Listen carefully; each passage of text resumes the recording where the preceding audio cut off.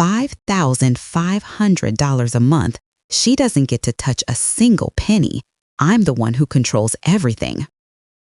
That was the first thing I heard when my daughter Monica switched on the light and found me curled up in the corner of my own living room, shivering in the 56-degree darkness. My own house, the one I spent a lifetime building, and yet all I had left were 3 worn sweaters and a carton of expired milk. I, Evelyn Mensah, 72 years old, a dark-skinned African woman and a former accountant, never imagined I would hear such words spoken in my own home and from my daughter-in-law. And Monica, I will never forget the look on her face when she opened the refrigerator and saw only a few ketchup packets scattered inside. She turned to me, her voice trembling. "Mom, what is happening?" If you want to know the truth behind that phone call, keep watching the story. Comment below, what would you do if you were in my place, Belle? And don't forget to subscribe so you won't miss what happens next. My name is Evelyn Mensah, 72 years old, a dark-skinned African woman from Ghana who came to America with my husband to build a life from nothing. I have lived in Atlanta for over 40 years, worked as an accountant my entire adult life, the kind of woman people trusted with their books, their numbers, their worries. Yet on that night, I sat curled up in my own home, swallowed by a darkness so heavy it felt alive, and heard my daughter-in-law say something I never imagined would be directed at me. When Monica flicked on the light, Victoria's voice cut through the room like an icy blade. $5,500 a month, and she doesn't get to touch a penny. I'm the one who controls everything. The sudden light exposed the things I had tried so hard to hide. Monica stood in the doorway stunned, her face draining of color as she saw me hunched on the old sofa.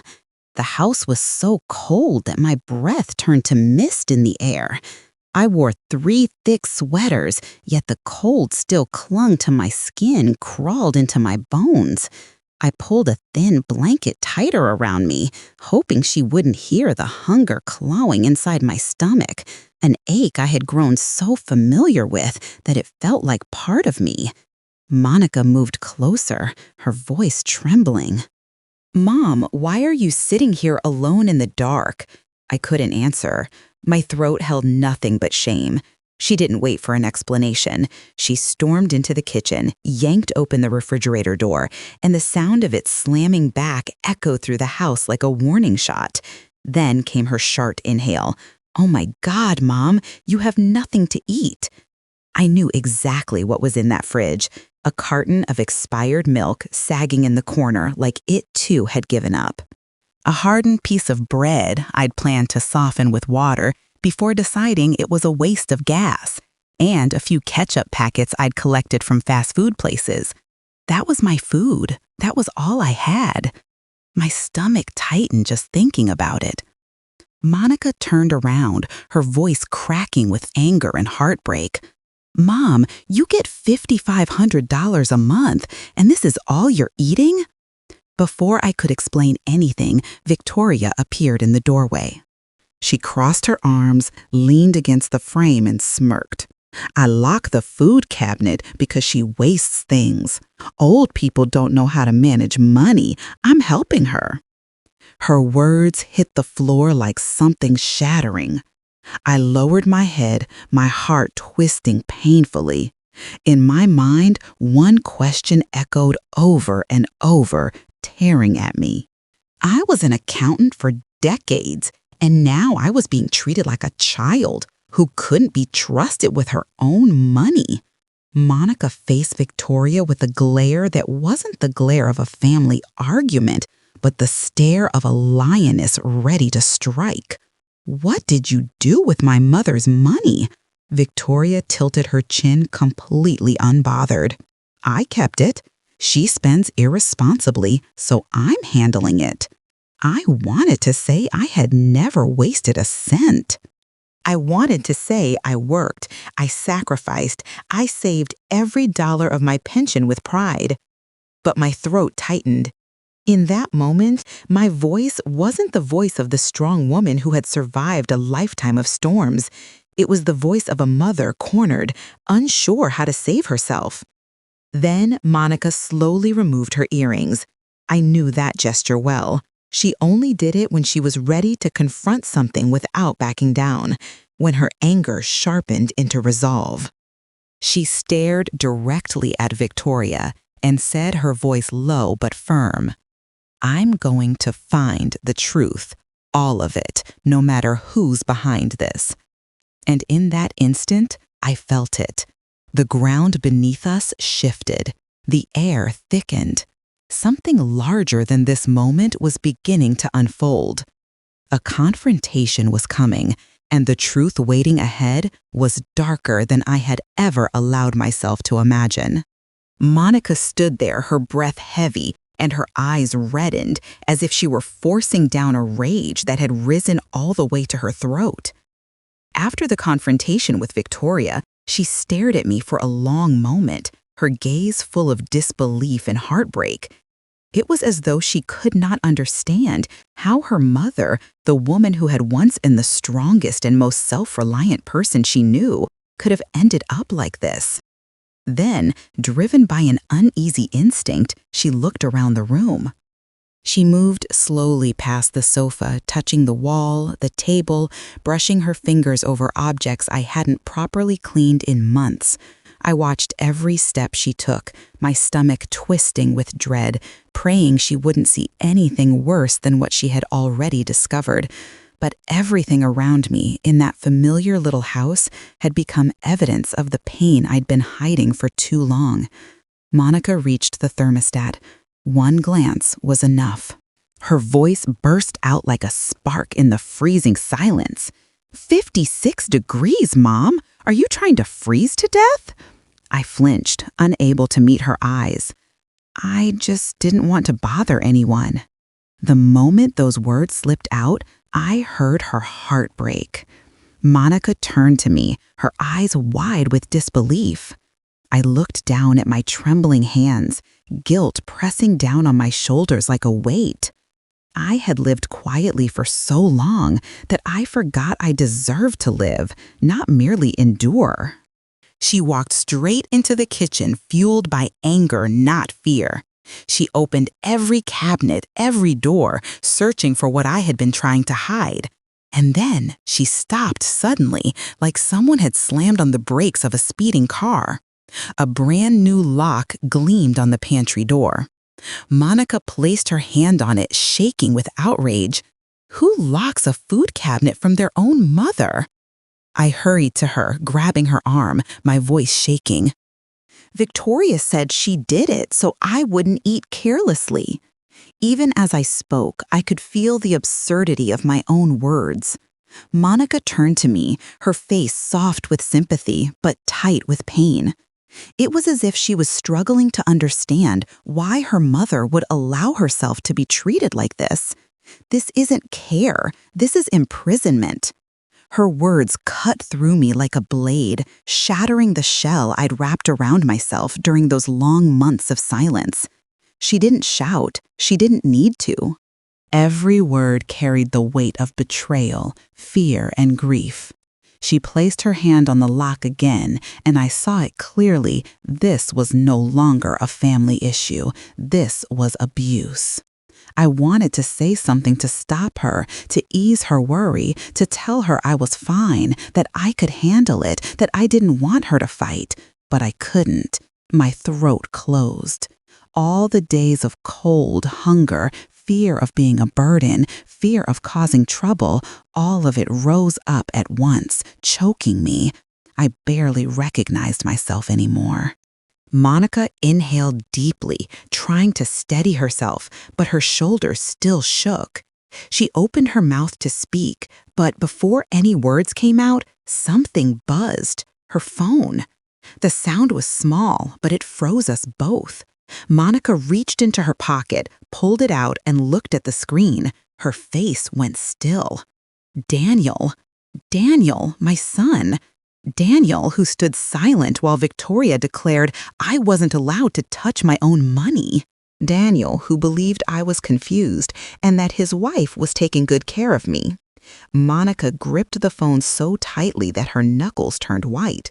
She looked at his name, then looked at me, and her eyes hardened.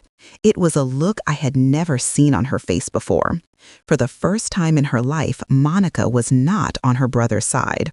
She accepted the call, but her voice was low and cold. In that moment, I knew that every bit of silence I had carried had reached its end. A storm was coming, and this time I wasn't going to hide in the dark. Monica held the phone to her ear, but her eyes never left the new lock on the pantry door. I stood behind her, my heart twisting, as if someone were pulling every fragile nerve inside me.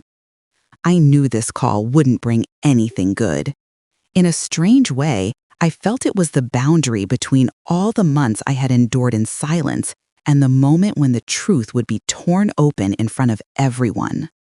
Daniel's voice came through the speaker, small but clear, like he was somewhere far away trying to sound calm. Monica listened for a few seconds, her face darkening more and more. Then she hung up without a word. Just minutes later, a car screeched into the driveway. I heard tires scraping against the damp pavement, then a car door slammed hard. Daniel walked in first, and Victoria followed right behind him, her heels striking the wood floor with sharp, cold beats. The air in the house froze as if the walls themselves were holding their breath. Daniel spoke first, his voice steady but heavy. Victoria just wants Mom to be managed better. Hearing that made my whole body sway as if someone had ripped away the last piece holding me upright. Monica stepped in front of me, and her voice sliced through the room in one furious burst. "Then why is my mother starving?" Victoria sighed sharply, as if Monica's words were nothing more than annoying noise. She crossed her arms, leaned against the kitchen doorway, and spoke with that same arrogant calm I had grown to fear. If she didn't disobey orders, I would have fed her. My mind spun. A ringing filled my ears. My vision blurred. Disobey orders? What orders? I just wanted to eat when I was hungry, turn on the heat when I was freezing, take my medication on time. I just wanted to live. I looked at Victoria, then at Daniel, hoping one of them would explain, but no one did. My own voice finally slipped out trembling. I disobeyed. What Daniel didn't answer right away. He glanced at Victoria, as if waiting for her permission. Then he lowered his head and said quietly, "Mom, just stay here." Even those simple words hit me like a blade. Stay here. Stay in this cold house. Stay hungry. Stay controlled like a child. Stay silent. My own son telling me that. Monica erupted. "This is abuse. Do either of you understand that?" The house felt like it shook with every word. Her voice carried not just rage, but a grief so deep it made my knees weak. She was fighting for me. She was saying everything I had swallowed for months. Daniel stepped back, his face flushed with embarrassment, guilt, or fear. I couldn't tell. But Victoria didn't move an inch. She stepped forward, blocking the path, planting herself in front of the doorway. The warm yellow light cast across her face only seemed to harden her expression, turning the moment into something straight out of a nightmare film. She placed her hand on the doorframe, sealing off the exit, and spoke slowly, every word sharp enough to close a cage. "She's not going anywhere. I already said so." The air froze. Monica stood still, but her eyes burned like fire. I stood behind her, feeling something inside my chest crack open. I realized in that moment that this fight wasn't about food or heat anymore. It was about taking back my life, my freedom, my right to exist as a human being. And that doorway with Victoria standing in front of it was the very first barrier we had to push through. I didn't know what would happen next, but I knew one thing for certain. My silence was no longer protection. It had become a chain, and Monica had just decided to break it. I can't clearly remember how Monica pulled me out of that house because my head was spinning, my legs were cold and numb, and there was a dull ache in my chest, like someone was squeezing it with both hands. I only remember being guided into the car, the streetlights sliding past my window like long, blurred streaks of light. I heard Monica calling my name again and again, heard the car door slam shut, heard the wind cutting across the roof, but everything felt wrapped in a thick fog of exhaustion and hunger that blurred the world around me. When we reached the hospital, the bright white lights hit my face sharp and merciless. The sterile scent made me dizzy. Monica practically carried me to a chair while the medical staff rushed toward me, placing me on a bed to check my vitals. I saw Monica standing beside me, holding my hand so tight the skin turned pale. She was terrified, and she wasn't hiding it anymore. A young doctor walked in, his badge reading Alvarez. He looked at the test results, then at me, then at Monica, as if trying to understand how someone could reach this state without anyone noticing. He set the chart down, his voice heavy like a verdict. She's severely malnourished. This didn't happen by accident. Monica jerked back as if someone had just struck her. Mom lost more than 35 pounds. Mom. Her voice cracked. She stared at my thin frame under the hospital gown, a body so fragile, a strong gust of wind could have broken it. I turned away, unable to face the pain in her eyes. A nurse approached, checking my blood pressure. She fainted because she's hungry, not because of age. This has been going on for a long time. I closed my eyes. I knew it was true. I knew because I had grown used to the nightly hunger, used to sipping a bit of water to quiet my stomach and curling up to sleep through the ache. But hearing someone else say it out loud, hearing the truth laid bare in front of my daughter, brought a wave of shame so strong it made my throat tighten. I whispered, barely audible, I didn't dare eat too much. I was afraid she'd yell. That sentence broke Monica completely. She sank into the chair, gripping the side of my bed, as if letting go would make her collapse onto the floor. Dr. Alvarez continued flipping through my chart, but his eyes froze when he reached a folded form tucked in the back. He pulled it out, his brows tightening. Who signed a refusal for advanced treatment on your behalf? I didn't understand. I didn't even know such a document existed. I shook my head weakly. Monica snatched the paper from his hands, scanned the bottom, and her face drained of all color. Victoria signed this. Her voice was sharp, incredulous, shaking with fury. I looked at the signature, those familiar curves of the letters, the confident strokes. She had signed for me. She had denied me the right to better care, denied me the right to treatment if my health declined. I heard Monica's breath turn quick and ragged, anger rising like a blade. She crumpled the paper slightly in her grip. The truth was no longer about hunger or cold. It had grown into something deeper, darker.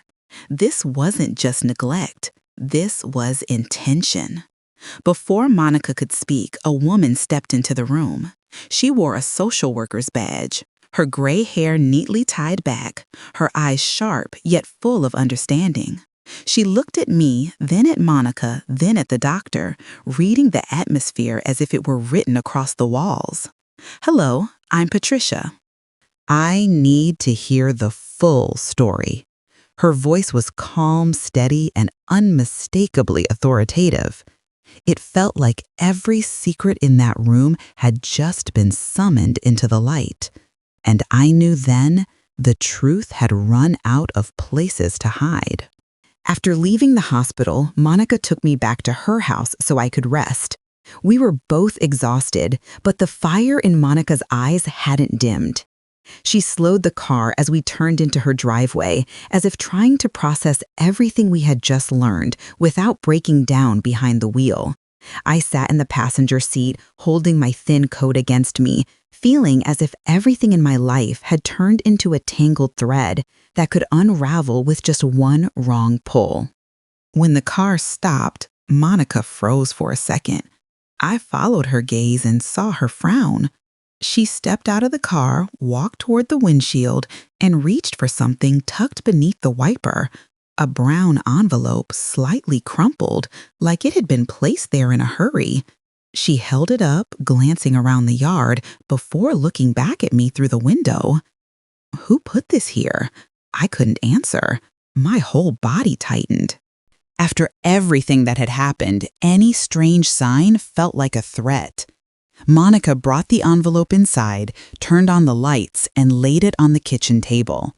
She sat across from me, opening it with her fingernail, slow and steady, though her eyes were sharp, waiting for the worst. Inside wasn't a letter, it wasn't a threat. It was a small black USB drive and a stack of printed bank statements. Monica slid the first page out, and I saw her shoulders jerk. The numbers ran down the sheet in neat lines, withdrawals made every month for 18 months. The same amounts repeated like clockwork. But what made my skin crawl wasn't the statements. It was the tiny slip of paper tucked between them. You don't know the full story. Monica put the note down, lifted her eyes to mine. Shock shifted into caution, then into determination.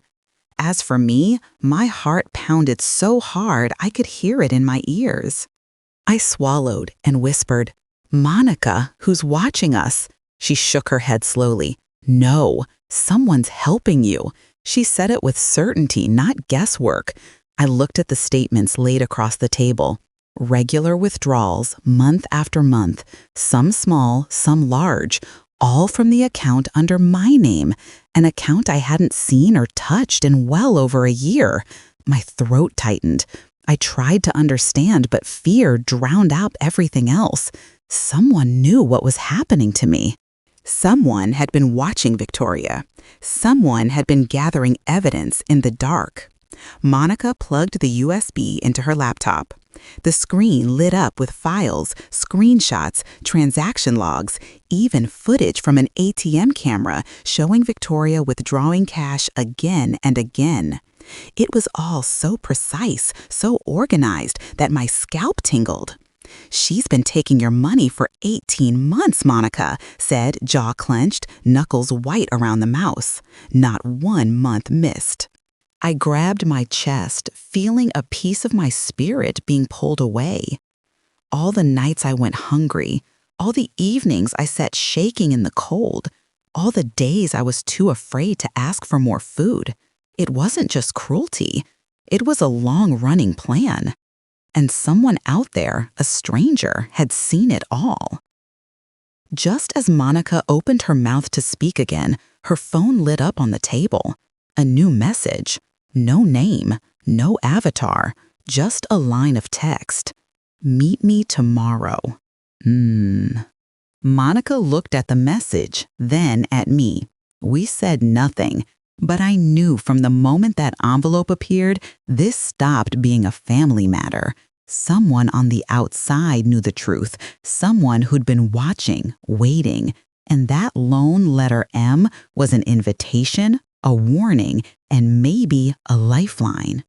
The next morning, Monica drove me to the meeting place the unknown number had sent. I sat in the back seat, my hands tightly clasped, feeling like a heavy stone was pressing against my chest. The road to the small cafe at the end of the block felt strangely quiet, as if the whole world was holding its breath, waiting for something to happen. Monica stayed silent the whole drive, but I could see the way she kept checking the rearview mirror, wary of every movement behind us. The message, signed with the letter M, had thrown both of us into a state of uncertainty and caution, but it was also the only sliver of light in the darkness that had swallowed our lives. When the car finally stopped, Monica hesitated for a moment. I followed her gaze and saw her scanning the street before stepping out. She helped me out of the car and guided me toward the cafe. The small bell above the door chimed softly as we entered, the smell of roasted coffee surrounding us, warm and bittersweet. It was comforting, yet it did nothing to ease the tension twisting inside my stomach. We had barely taken a step inside when a man approached from behind us. He was tall, broad-shouldered, with sharp eyes that somehow still held gentleness. He wore a gray jacket and a knit cap, strands of graying hair visible underneath. He stopped in front of us, his voice low and steady. "Mrs. Mensah, I'm Marcus Reed." Monica immediately stepped in front of me, protective. "Who are you? Did you send the message?" The man nodded and set a small bag on the table. "I've been seeing signs of financial abuse for a long time." The air in the cafe tightened at his words. My heart skipped, and Monica leaned forward, her expression sharpening. Marcus pulled out a stack of papers. Among them were printed screenshots from ATM security footage. One of the pictures showed Victoria leaning over the machine withdrawing money. My name reflected faintly on the glass behind her, as if the universe itself was watching her steal from me. "I saw her withdrawing cash at least once a month," Marcus said, sliding the photo closer to me. My hands trembled. Monica rested a hand on my shoulder, steadying me. Marcus pulled out more documents. She opened a secondary account under a fake name, but the person withdrawing the cash was always Victoria. The room seemed to shrink. I stared at the papers, at the fake name printed on the account, at the long list of withdrawals, months' worth, money I had never seen, money I had starved without, money that should have kept me warm, fed, alive. I broke down. Not the quiet tears I cried alone in the dark house, but the kind that tore through the chest, the kind that cracked open something inside me. She took every dollar I worked my whole life to save, every dollar me and my husband sweated for. My voice shattered. Monica squeezed my hand, her own eyes glassy but fierce. "What else is there, Marcus?"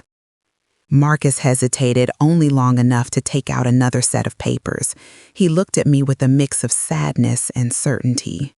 "I'm afraid Victoria might be waiting for something worse." A chill crawled up my spine. Monica leaned forward, voice tight. "What do you mean something worse? Tell us." Marcus didn't answer right away. He reached into his bag again, pulled out one last document, and set it on the table as if it was the heaviest piece of truth he carried. He pushed it toward us. It was a printed Excel spreadsheet. Rows of numbers, color-coded cells, columns labeled with terms that made my breath stop. Remaining time care expenses, estimated inheritance. But none of that hit me as hard as the bolded row in the middle. It was my predicted life expectancy. Marcus looked between me and Monica, then said quietly, "The spreadsheet she used, it includes calculations for your lifespan." The room froze. I could hear the ticking of the cafe's wall clock, each second a blow. I could hear Monica gasp, sharp and wounded. And I could hear my own heartbeat loud and painful, as if it knew the truth before I did. Victoria didn't just steal my money. She was waiting for me to die. And that spreadsheet was the proof.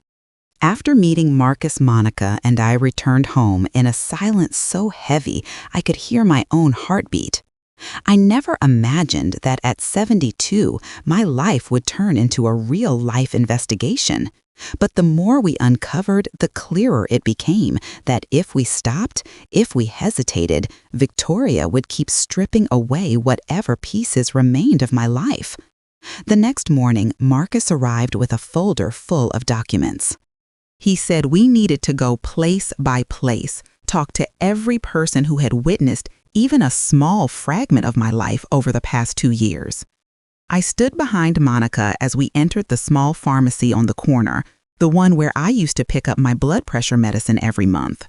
The pharmacist looked at me with sad eyes I had never noticed before. Monica went straight to the point, her voice strong but shaking. "Can you check something for me? Has my mother been picking up her medication regularly?" The pharmacist flipped through the records, then looked up, her voice gentle but full of concern. "She stopped coming for her medication 4 months ago." Monica turned to me, her face draining of color. I lowered my eyes to my hands. I remembered standing at that counter, lying that I didn't need the medicine anymore, saying I felt fine. But the truth was, I had no money. And I had been too ashamed to tell anyone. The pharmacist's words were still hanging in the air when Marcus noted everything down, nodding as if securing another piece of a much larger puzzle. We continued to my neighbor's house, Mrs. Jenkins. She opened the door the moment she saw me, her tired eyes welling with tears. "I knew something wasn't right," she said before Monica could speak. "I saw Mrs. Evelyn picking up cans in the middle of the night." My chest tightened. I remembered that night. I remembered the cold, the hunger, the desperation as I searched for empty cans to exchange for a few coins to buy instant noodles. I thought no one had seen me, but the darkness hadn't covered my despair the way I had hoped. Marcus recorded her statement, then opened his bag and took out the spreadsheet Victoria had made. Even now, seeing it again tightened my throat. "This isn't just a random spreadsheet," Marcus said, his voice dropping. "This is an inheritance and cost maintenance calculation. This column is care expenses. This one is asset value. And this," he pointed to a bolded row, "when she hits 70, it's the most profitable." Monica inhaled sharply, her voice breaking. She calculated when my mother should die. The question hovered in the room like a blade suspended above my head. I stared at the numbers, the cold estimates, the way Victoria had reduced my life to a profitable timeline. I felt something tear inside me. We brought all the evidence to Attorney Caldwell's office. He reviewed every document, every photo, every clip from the USB Marcus provided. Without a single wasted word, he closed the folder and looked up, his eyes steeled. "We have enough for criminal charges." My whole body went numb. I sank into the chair, hands clutching my chest as if my heart might fall out. I raised her like my own daughter. Monica knelt beside me, placing her hand on my knee. "You didn't do anything wrong. She did." For a moment, the room was silent, only the sound of wind outside the window and the soft rustle of paper between Caldwell's fingers. Then he looked at each of us, his voice low and solid. "Get ready. Victoria is going to fight back." His words were both a warning and a declaration. The real battle was only beginning. And this time, I would not face it in silence. That afternoon, the sky turned gray, as if warning us of a coming storm. Monica was preparing dinner when a violent pounding hit the front door, each strike sounding like someone was trying to break it down. I jolted the spoon, trembling in my hand. Monica looked at me with a mix of caution and cold focus, then walked toward the living room. When she cracked the door open, Victoria's voice shot through the gap, sharp and furious. "Where's the pension money? I didn't get it this month." I stood behind Monica, my heart thudding loud enough I could hear it echo. Monica opened the door fully, her eyes darkening. "Because Mom has her own account now." Victoria lunged forward, hair messy, lips shaking with rage. "I have legal rights. I manage her finances. You can't do this." Monica didn't flinch. Her voice sliced through the tension like a thin blade. "You never had any rights, Victoria." Daniel was behind his wife, face pale as if all the blood had drained from him. He looked at me, then at Monica, then back at Victoria. "How much have you lied to me?" Victoria spun on him, her eyes wild. "Shut up! If you hadn't gotten in my way, she wouldn't have wasted all that money." I stepped forward, wanting to see her face clearly. Every word she said cut deeper than knives. Daniel swallowed hard, his hands trembling. "How can you say that? This is my mother." Victoria turned to me, eyes dripping venom like acid.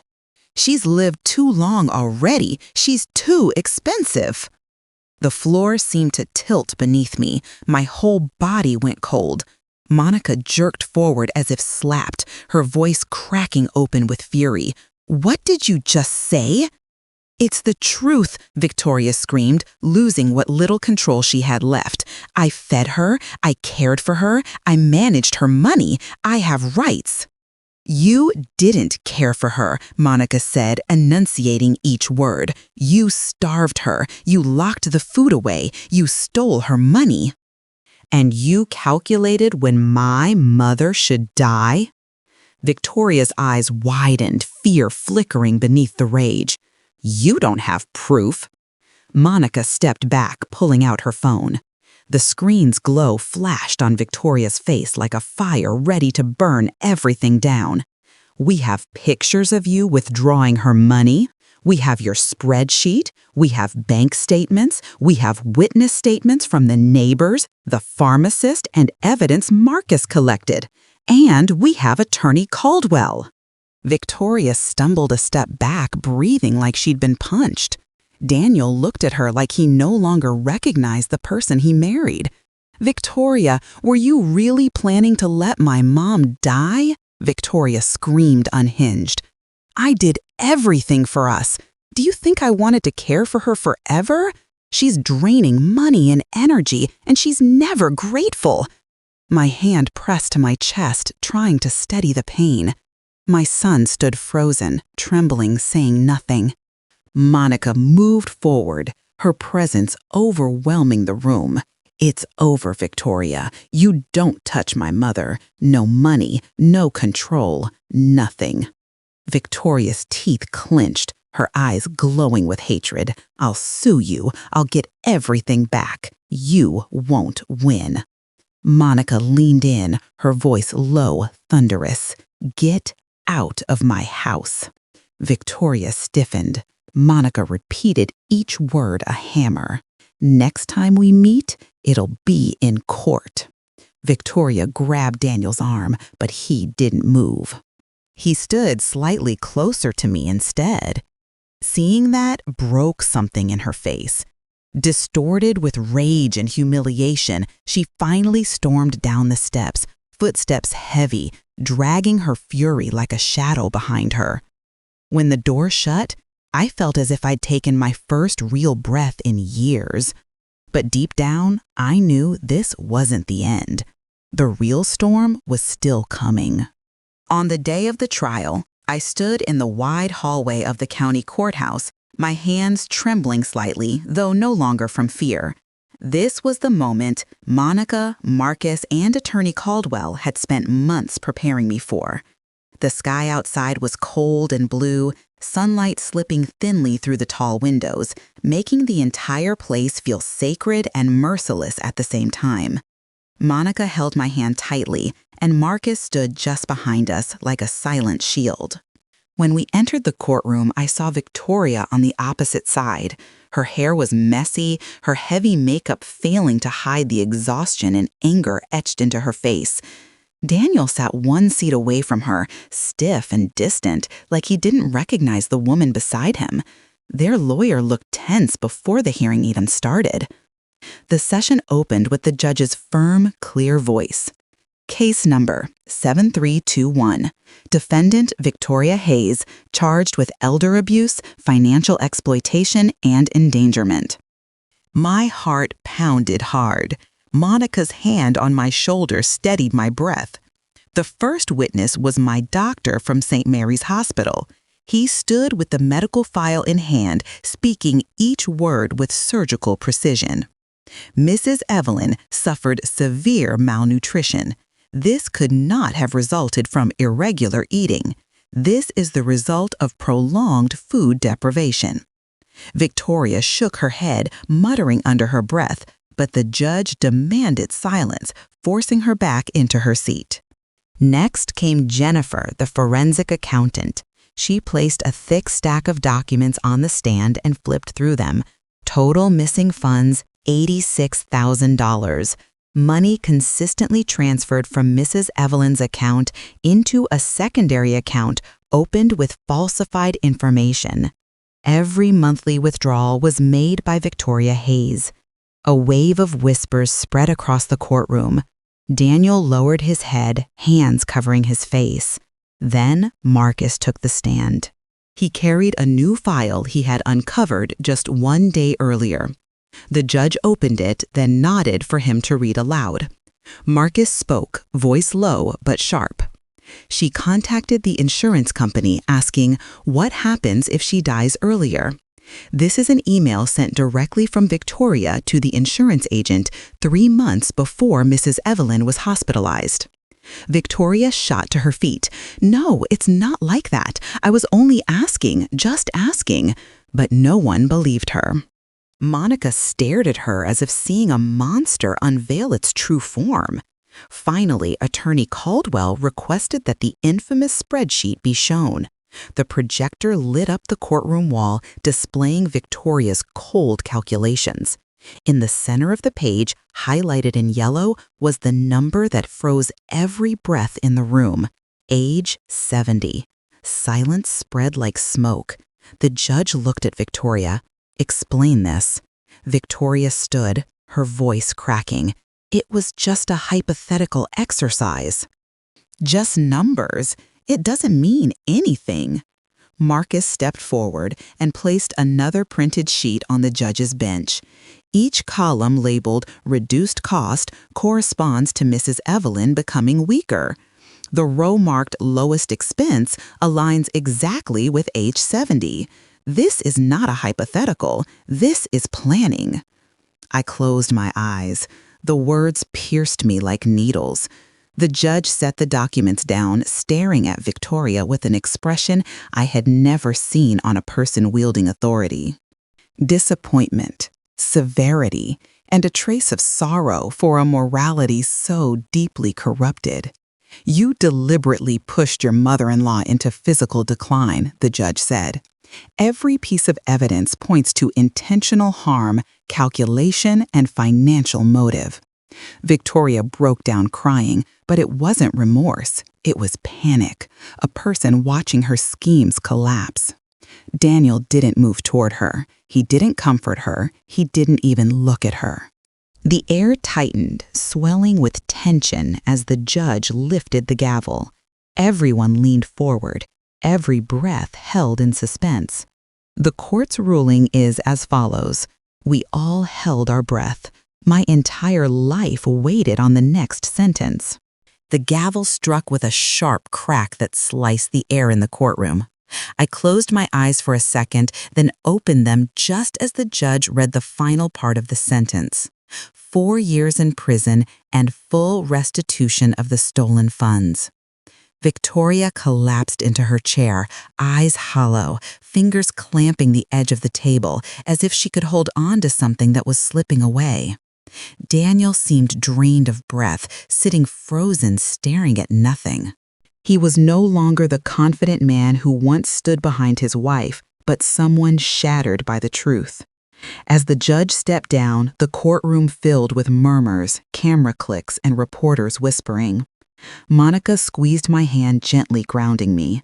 It was over, and yet I could feel it was also the beginning of something else. Daniel rose and walked toward me, his eyes sunken, his face aged by 5 years in just a few days. He opened his mouth, voice cracked and trembling. Mom, please, I'm sorry. I didn't know. I really didn't know. For a long time, I had desperately wanted to hear those words. But now, standing in front of him, I realized something deeper. Apologies don't erase time. They don't undo the silence that let me suffer. They don't wash away the betrayal of someone who stood and watched. I took a slow breath, then shook my head. Not this time, Daniel. He broke down, stepping back as if struck.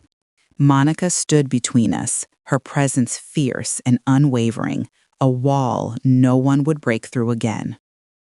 In the weeks after the trial, my life shifted in ways I never imagined. The Elder Protection Organization emailed Monica requesting that I speak at their biggest annual conference. They said my story could save people, people like me being starved behind closed doors while the world looked away. I sat at the computer, hands resting on the keyboard for a long time before typing the first line. On the day of the speech, as I stepped onto the stage, the lights washed over me like I was being seen for the first time in years. The audience of nearly 200 stood to applaud. I inhaled deeply, stepped to the microphone, and felt the weight and the power of everything I had lived through. I used to believe they took everything from me. I began, voice trembling slightly, but not weak. My money, my health, my dignity. But now I understand they only took what I allowed. I paused, letting the silence stretch.